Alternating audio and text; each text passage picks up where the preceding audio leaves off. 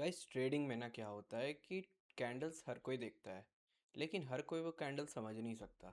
लेकिन बिगिनर सबसे ज़्यादा गलती क्या करते हैं कि वो ये नहीं समझ पाते कि कैंडल्स ही हमारी सबसे बड़ी इस बैटल में जो हमें आगे जीतने या हारने पे जो भी हमारी डिपेंडेंसी भी मैटर करेगी, वो हमारी प्रॉपरली एक कैंडल पे मैटर करेगी। तो आज की इस वीडियो में हम कैंडल स्टिक्स के बारे में समझेंगे, कैंडल स्टिक्स पैटर्न्स के बारे में समझेंगे। तो आज मैं आपको इस वीडियो में टॉप 7 जो भी इम्पोर्टेंट कैंडल्स होती है उस कैंडल्स के बारे में बताऊंगा, उसको अच्छे से आपको समझाऊंगा और उस पे हम फिर कैसे ट्रेड लेंगे वो आगे आने वाली वीडियोस पे हम बात करेंगे। So hey guys, welcome back to cut into stocks. मैं हूं आकाश और पिछले वीडियो में हमने मार्केट स्ट्रक्चर ट्रेंड के बारे में बात किया। अब इस वीडियो में हम कैंडल स्टिक की साइकोलॉजी को बहुत ही अच्छे से समझेंगे। अब सबसे पहले हम ये करते हैं कि हमारे लिए कैंडल्स क्यों मैटर करती है, कैंडल्स हमारे लिए सबसे इंपॉर्टेंट क्यों है। अब जैसा कि आप जानते होंगे कि एक हर कैंडल जो भी चार्ट पे आप ट्रेडिंग व्यू के चार्ट पे आप जो भी कैंडल देखते हो, हर एक कैंडल एक स्टोरी बताती है मार्केट की। अब वो ये बताती है कि एक स्पेसिफिक टाइम पीरियड पे, जैसे कि 1 मिनट की टाइम फ्रेम हो गई, 5 मिनट की टाइम फ्रेम, 15 मिनट ऐसे होती है। तो हर एक टाइम फ्रेम में एक कैंडल की क्या स्टोरी रही है वो हमें एक स्पेसिफिक टाइम पीरियड पे ये पता चलता है। कब प्राइस स्टार्ट हुई, कब प्राइस एंड हुई, कितने हाई तक वो गई, कितने लो तक वो गई, ये सारी चीज़ें हमें कैंडल स्टिक्स की साइकोलॉजी से पता चलता है। तो सबसे पहले हम स्टार्ट करेंगे, अब एक एक करके सारे कैंडल्स को हम समझेंगे, जितने भी हमारे इंपॉर्टेंट कैंडल्स हैं उनको हम समझेंगे। तो अब सबसे पहले हम चलते हैं अपने ट्रेडिंग व्यू की स्क्रीन पर। तो गाइज हम आ चुके हैं अपने ट्रेडिंग व्यू की स्क्रीन पर। अब हम यहाँ से समझेंगे। तो हमारा सबसे पहला कैंडल है मारूबोजू कैंडल। गाइज सबसे पहले हम स्टार्ट करेंगे मारूबोजू कैंडल से। मारूबोजू। अब ये कैंडल में क्या होता है, अब मारूबोजू कैंडल देखते हैं गाइज। मारूबोजू कैंडल में सबसे पहले हमारा ये जो कैंडल है ये हमें क्या बताता है और ये कैंडल होता कैसा है। ये कैंडल होती है, सबसे पहले इसकी एक बॉडी ही होती है। जैसे कि हमने कैंडल्स वाले वीडियो में बात किया था, एक कैंडल की एक बॉडी होती है, एक विक होती है, लेकिन मारूबोजू कैंडल की सिर्फ बॉडी होती है एंड पॉसिबिलिटी अगर छोटे से विक इसके ऊपर हुए। ये एक स्ट्रॉन्ग बॉडी कैंडल होती है। This can be either be green और दिस कैन बी रेड। ये रेड भी हो सकती है, ग्रीन भी हो सकती है। अगर ये ग्रीन बनती है तो ये हो गई strong bullish candle, strong bullish candle जिसमें कि स्ट्रॉन्ग बायर्स हैं। और अगर हमें मिलती है एक red candle, red marubozu candle, तो ये एक स्ट्रॉन्ग सेल कैंडल है, इसमें स्ट्रॉन्ग सेलर्स मार्केट में अवेलेबल है। अब ग्रीन कलर की जो मारूबोजू कैंडल होती है वो क्या डिनोट करती है, वो डिनोट करती है कि मार्केट में बायर्स की एंट्री हो चुकी है, बायर स्ट्रॉन्ग है, मार्केट अब बुलिश हो सकती है, मार्केट ऊपर जा सकती है। और अगर रेड मारूबोजू कैंडल है तो इसमें सेलर्स की एंट्री हो चुकी है, स्ट्रॉन्ग सेलिंग साइड है, मार्केट बियरिश जा सकती है, सेलिंग बढ़ सकती है। ये हुई। अब जैसे मैं आपको चार्ट्स पे दिखाता हूँ, जैसे कि आप ये देखो, आप यहाँ पर देख पा रहे होगे, ये रही एक हमारी रेड रेड मारूबोजू कैंडल, ये रही हमारी एक ग्रीन मारूबोजू कैंडल, ये भी हमारी एक रेड मारूबोजू कैंडल है। इसमें स्ट्रॉन्ग बॉडी है, स्ट्रॉन्ग बॉडी जो हमें क्लियरली दिखा रही है कि मार्केट में स्ट्रॉन्ग बाइंग एंड सेलिंग की एंट्री हो रही है, मार्केट में heavy sellers heavy buyers enter कर रहे हैं। तो अब हम अगले कैंडल की तरफ बढ़ते हैं आगे। तो अगला हमारा कैंडल है डोजी। वो कैंडल जिसकी एक छोटी बॉडी होती है लेकिन विक काफ़ी लंबी होती है, और विक ऊपर और नीचे दोनों होनी चाहिए। ओपनिंग और क्लोजिंग एक्चुअली सिमिलर प्राइस पे होनी चाहिए, ऑलमोस्ट सेम होनी चाहिए। होता है ये एक इनडिसाइसिव कैंडल है। डिसीजंस इसमें जो भी हमें मिलेंगे वो बिल्कुल भी परफेक्ट डिसीजन नहीं होगी, ये एक कंफ्यूजिंग मार्केट में होती है। अगर आगे जो भी कैंडल्स बनेगी वो बुलिश होगी या मार्केट बेयरिश होगी, हमें ये पता नहीं चलता है। तो ये कंफ्यूजिंग कैंडल है, तो आप जितना ज़्यादा कोशिश करना डोजी पे ट्रेड एग्जीक्यूट मत करना, ट्रेड मत लेना, क्योंकि आप 95% चांसेस है कि आप उधर लॉस कर बैठोगे। हाँ, आपका स्टॉप लॉस हिट हो जाएगा। अब जैसे आप चार्ट पे देखते हैं, चार्ट पे देखो बहुत सारी जगह एक डोजी कैंडल हमें दिखेगी। ये रही एक, एक, फिर ये रही एक। तो ये क्या करती है, अनडिसाइसिव एक मार्केट में सिचुएशंस बनाती है जिसमें कि ये बताती है कि सेलर्स एंड बायर्स, इन दोनों में से कोई भी मार्केट में जीत नहीं हासिल कर पा रहा है। दोनों में से कोई भी जीत नहीं पा रहा है, वो दोनों आपस में एक दूसरे के साथ भिड़े पड़े हैं, दोनों के बीच में आपस में ही लड़ाई हो रही है, तो वो डिसीजन हमें मार्केट से ये मिल नहीं पा रहा है। तो ये होती है डोजी कैंडल। अब इसके बाद हम बात करेंगे, अगली बात करेंगे। ये डोजी आपको समझ में आ गई गाइस? नोट्स बना रहे हो गाइस, प्लीज़ नोट्स बनाते रहना, इसको नोट्स में इंक्लूड करते रहना। अगली कैंडल अब हमारी होती एक गाइस। और डोजी के बारे में एक इम्पॉर्टेंट बात मैं बता देता हूँ, सॉरी मिस हो गया मुझसे। कोई भी बड़ी मूव मार्केट में आती है ना, तो डोजी हमेशा, ये आप स्टार मार्किंग करके एक लाइन लिख लो, doji often appears before big moves। Market में कोई भी बड़ी मूव आने वाली होती है तो उससे पहले डोजी बनती है, उससे पहले मार्केट में एक कंफ्यूजन सा क्रिएट होता है, जिसमें कि आप स्टॉप लॉस हिट कर रहोगे अपना, जहाँ पर आपको थोड़ा सा अलर्ट रहने का ज़रूरत है, वहाँ पे अलर्ट होकर एकदम अच्छे से ट्रेड लेने की ज़रूरत है। ये ट्रेड आप डोजी पे अवॉइड करोगे तो बहुत बेटर है, क्योंकि आपको आगे बिग मूव आएगी तो वहाँ पे आपको चांस मिलेगा और आप वहाँ पे एक अच्छी एंट्री बना पाओगे और उसे एग्जीक्यूट भी कर पाओगे। तो इस चीज़ का आप ध्यान रखना, इस चीज़ को आप स्टार मार्किंग करके नोट करके ये लिख लेना। अब अगले कैंडल की हम बात करते हैं। अगला कैंडल है हमारा हैमर। ये कुछ इस शेप की होती है, इसकी हमेशा एक स्मॉल बॉडी होती है, small body with a large wick, large Wick.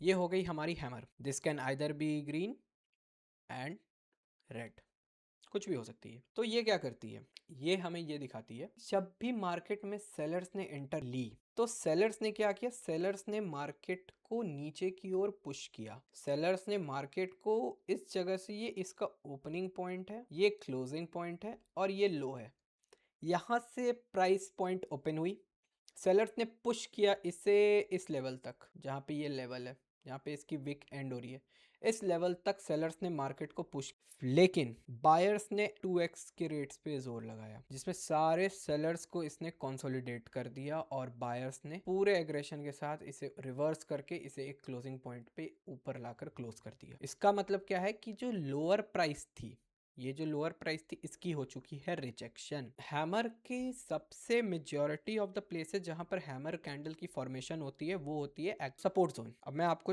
Chart पे समझाता हूँ। ये देखो, ये रही एक हैमर, ये रही एक हैमर, देखो ये हमें मिल गई, यहाँ पर भी एक हैमर, ये रही गाइस एक हैमर। तो आप देख सकते हो ये सारे एक तरह के सपोर्ट जोन्स हैं। ये भी सपोर्ट जोन है, ये सपोर्ट जोन भी फॉरवर्ड कैरी ऑन हो गया, यहाँ पे भी ये सपोर्ट जोन है, ये फॉरवर्ड कैरी ऑन होगा, ये भी सपोर्ट है। फिर ये एक जोन बना, इसके फॉरवर्ड मूवमेंट में ये एक सपोर्ट जोन है।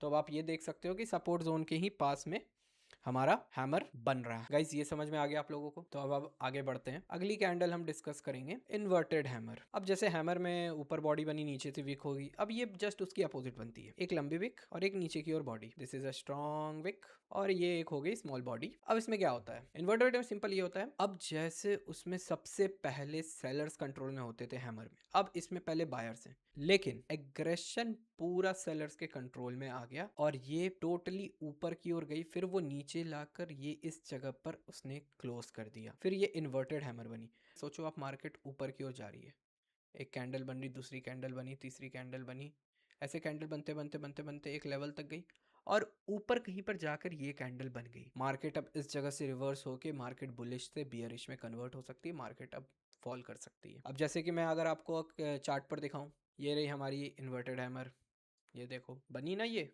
एक रेसिस्टेंस जोन, ये हमारा सपोर्ट जोन जो आगे चलकर रेसिस्टेंस जोन का काम कर रहा है, जिसके बाद मार्केट ने एक रिवर्स, फिर वो उस जगह से फिर मार्केट ने एक स्ट्रॉन्ग फॉल दिया। तो हमारी अगली कैंडल है हैंगिंग मैन। ये समवॉट हैमर जैसी दिखती है, लेकिन ये एक्चुअली हैमर होती नहीं है।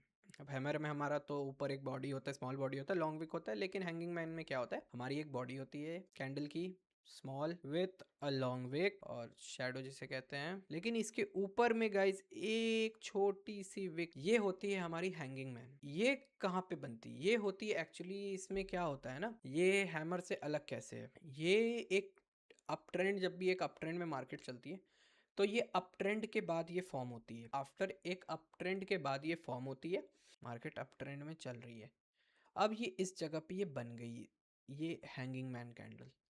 अब इसका मतलब है कि सेलर्स यहाँ पर एंट्री लेना स्टार्ट कर चुके हैं। अब यहाँ इस जगह पे ये जो बुलिश मार्केट थी हमारी, जो कंटिन्यूअसली ऊपर जा रही थी रैपिडली, अब वो वीक हो चुकी है, अब सेलर्स की एंट्री हो चुकी है, तो अब ये वीक हो चुकी है। तो अब ये क्या होगा, अब यहाँ से स्ट्रक्चर ब्रेक होके ट्रेंड रिवर्सल की चांसेस अब बढ़ चुकी है हमारी। अब जैसे इसे हम समझते हैं अपने चार्ट पर। अब आप चार्ट पर देखो, आपको हैंगिंग मैन दिख रही होगी। अब आप जैसे देख लो, ये रही हमारी हैंगिंग मैन, ये रही हमारी हैंगिंग मैन। देखो बिल्कुल छोटी see guys hanging man. Guys red भी हो सकती है, ग्रीन भी हो सकती है। काफी इजी तरह से बताया है मैंने। अगर नहीं समझे हो गाइस फिर एक बार आप रिवाइंड करो, रिवाइंड करके वापस से आप देखो। ये हो गई हमारी हैंगिंग मैन। अब इसके बाद हम आगे बढ़ते हैं गाइस। हमारी अगली आती है शूटिंग स्टार। अब ये जस्ट, ये भी रिवर्सल है हमारी हैंगिंग मैन की। जस्ट रिवर्स हैंगिंग मैन में हमारा सेलर्स की एंट्री हो रही थी, बुलिश मार्केट की जो पोटेंशियल थी वो कम हो रही थी। इस तरह बायर्स की एंट्री हो रही है, बियरिश मार्केट हमारी वीकेंड हो रही है,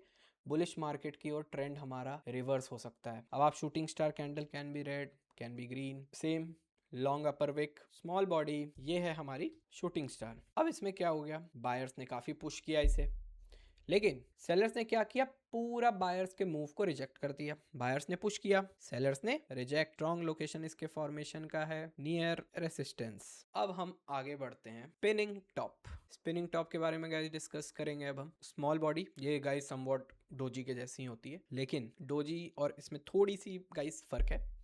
जैसे डोजी में हमारी opening price and closing price almost same positions पे होती है, लेकिन स्पिनिंग टॉप पे नहीं होती। स्पिनिंग टॉप की बॉडी थोड़ी सी डोजी से बड़ी होती है, और इसमें भी डोजी की तरह सिमिलर विक होते हैं ऊपर और नीचे for uncertainty in the market, जिसमें कि अनडिसाइसिव, मार्केट को नहीं पता मार्केट को ऊपर जाना है या मार्केट को नीचे जाना है। तो इस केस में सबसे इंपॉर्टेंट है आप एक कंफर्मेशन का वेट करो, आप एक कंफर्मेशन कैंडल का वेट करो एंट्री लेने से पहले। चार्ट्स पे देखें, ये रही, देखो चार्ट्स पे देखो आप कितनी जगह पे आपको दिखेगी। ये रही हमारी एक स्पिनिंग टॉप, ये रही हमारी एक स्पिनिंग टॉप। तो इसमें गाइस इंपॉर्टेंटली आप ये नोट कर लो कि always wait for confirmation before entry, कि मार्केट डजंट नो बुलिश होनी चाह रही है या बेयरिश होनी चाह रही है, मार्केट को ये नहीं पता है। ओके गाइस, तो ये थे हमारे कुछ इंपॉर्टेंट कैंडल्स जिसे आपको समझना है। इसे आप, इसके नाम्स को आप याद करो या ना करो, लेकिन आपको इन के कैरेक्टरिस्टिक्स, इनके प्रॉपर्टीज को बहुत अच्छे से समझना होगा, इन कैंडल्स को समझना पड़ेगा। क्योंकि गाइस आप ये समझोगे ना तो आपकी ऑलमोस्ट मेजॉरिटी ऑफ द चीजें आपकी वाइल टेकिंग ट्रेड्स आपको इजीली समझ में आ जाएगी। अब बिगिनर्स क्या गलती करते हैं गाइस, ये कैंडल्स की जो इतनी भी ये पैटर्न्स होती है ना, इसे याद नहीं करना होता। बिगिनर्स इसे याद करते हैं, डोजी बाय नेम की डोजी दिखेगी, डोजी दिखेगी, नहीं, हमें समझना है वो साइकोलॉजी, मतलब एक कैंडल्स की क्या मीनिंग होती है, वो कैंडल्स की मीनिंग नहीं समझते। ये सब गलतियां नहीं करना, नोट्स बनाओ और आप प्रैक्टिस करो, और ट्रेडिंग व्यू पर ये सब चीजों का कैंडल्स का एनालिसिस करो। अब जितने भी कैंडल्स की पैटर्न मैंने आपको बताई, अब आप ट्रेडिंग व्यू पर उनको ढूंढो, देखो वो क्या मार्केट में कैसे स्ट्रक्चर पे कैसे रिएक्ट कर रहे हैं, किस तरह वो ट्रेंड पे इफेक्ट कर रहे हैं, ये चीज आप देखो। इस वीडियो को इतना ही रखते हैं, वरना ये बहुत लंबी हो जाएगी, फिर आप लोग भी अवॉइड करोगे कि कितनी लंबी वीडियो बन चुकी है। इसमें हमने एक इंपॉर्टेंट कैंडल्स की बात की। अब अगले वीडियो में हम क्या करेंगे, अगले वीडियो में कैंडल स्टिक्स के पैटर्न्स की बात करेंगे। ये तो सिंगल कैंडल स्टिक्स की हमने प्रॉपर्टीज और कैंडल स्टिक्स जो इंपॉर्टेंट सिंगल कैंडल्स होते हैं वो अब देखा। अब हम अगले वीडियो में इंपॉर्टेंट कैंडल स्टिक्स पैटर्न्स के बारे में डिस्कस करेंगे। तब तक के लिए इस वीडियो को आप वापस से आप देखो, समझो, नोट्स बनाओ, प्रैक्टिस करो। वीडियो को लाइक करो, शेयर करो अपने दोस्तों के साथ, सब्सक्राइब करो चैनल को, बेल आइकन को गाइस दबाओ। वीडियो रोज आएगी, हर दिन 9 बजे रात को वीडियो आ जाएगी आपके पास। तो ये सीरीज गाइस ब्रेक नहीं होगी, वो कंटिन्यू चलेगी। एक एक चीजें इन डेप्थ इन डिटेल बता रहा हूँ गाइस। वीडियो इतनी बड़ी यूं ही नहीं बन रही कि कुछ भी, भाई एक एक चीज डिटेल में बता रहा हूँ, तभी वीडियो इतनी लंबी हो रही है। अब आप फ्री में करो या आप कोर्सेस लेके करो, करना गाइस आपको है, कहीं से भी कहो। मैं ये नहीं कहूंगा कि आप मेरी ही वीडियोस देखो, मेरी ही वीडियो, आप कोर्स लेके करो, लेकिन करना तो गाइज आपको ही पड़ेगा ना। तो लंबी वीडियोस का ये मतलब नहीं है कि क्यों देखना है भाई। गाइज लंबी वीडियो इसलिए बन रही है क्योंकि इन डेप्थ इतनी डिटेल से मैं बता रहा हूँ, तो उस चीजों को आप उतने अच्छे से समझो। जो भी डाउट होगी कमेंट में लिखना, कमेंट में आपके डाउट को सब चीज बताया जाएगा। कोई भी डाउट हो, उस डाउट पे अगर मुझे लगेगा आपके डाउट को क्लियर करने के लिए मुझे एक वीडियो बनाना पड़ेगा, तो मैं उस वीडियो को आपको बना के मैं अपलोड करके दूंगा आपके डाउट्स पे। आज की वीडियो में मैं इतना ही। आई होप आपको वीडियो पसंद आई होगी। अब मैं मिलता हूँ आपसे अगले वीडियो में, तब तक के लिए सी या बाय बाय।